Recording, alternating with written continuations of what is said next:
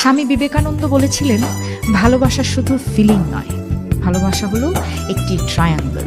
মানে ভালোবাসায় আছে তিনটে কোণ আর তিনটে দিক। প্রথম অ্যাঙ্গেল হলো ভয়হীন ভালোবাসা।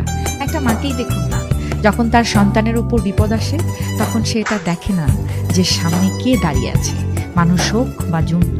সে মা তখন শুধুমাত্র একটা জিনিসই চিন্তা করে, আমার সন্তানকে বাঁচাতে হবে যে কোনো মূল্যে।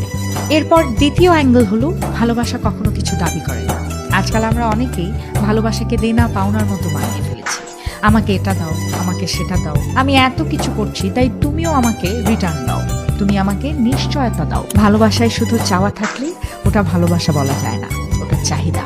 ভালোবাসা হয় তখনই যখন আপনি কিছু না চাইলেও আপনার ভালোবাসার মানুষ আপনার জন্য কিছু করে, নিজের ইচ্ছে থেকে, নিজের মন থেকে। তৃতীয় অ্যাঙ্গেল হলো ভালোবাসা কোনো কারণ দিয়ে হয় না কখনো, ভালোবাসা কোনো রিজন দিয়ে